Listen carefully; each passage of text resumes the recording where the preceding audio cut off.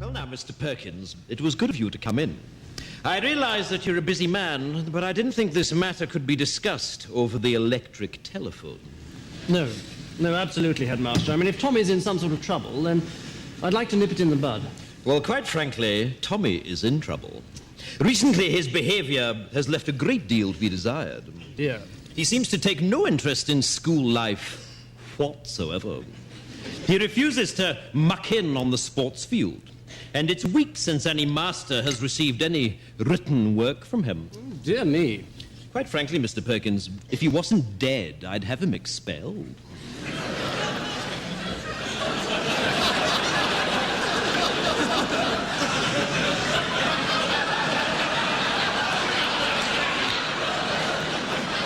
Beg your pardon? Yes, expelled. If I wasn't making allowances for the fact that your son is dead, he'd be out on his ear. Tommy's dead?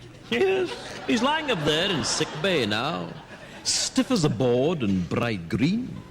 And this is, I fear, typical of his current attitude. You see, the boy has no sense of moderation. One moment he's flying around like a paper kite, and the next moment he's completely immovable. And beginning to smell. How did he die? Well, is that important? Yes, I think so. Well, it's all got to do with the library. You see, we've had a lot of trouble recently with boys taking out library books without library cards. Your son was caught, and I administered a beating during which he died. But you'll be glad to know that the ringleader was caught, so I don't think we'll be having any more trouble with library discipline. You see, the library card system... I'm sorry. You beat my son to death? Yes, so it would seem. Please, I'm not used to being interrupted.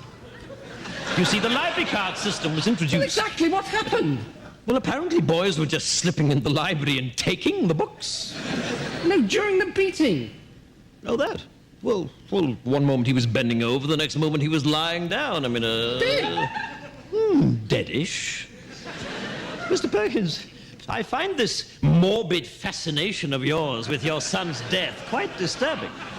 What I'm talking about is his attitude. And quite frankly, I can see where he gets it from. Well, it wasn't me that beat him to death. Well, that was perfectly obvious to me from the first day he arrived here. I wondered then, as I wonder now, if he might not have turned out to be a very different boy indeed if you had administered a few fatal beatings early on. Are you mad?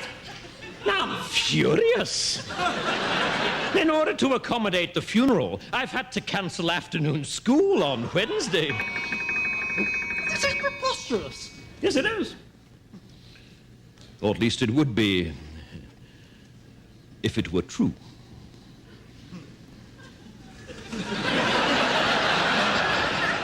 What? I've been joking, Mr. Perkins. Pardon me, it's my strange academic sense of humor. I've been pulling your leg. Thank God. I wouldn't cancel afternoon school to bury that little shit.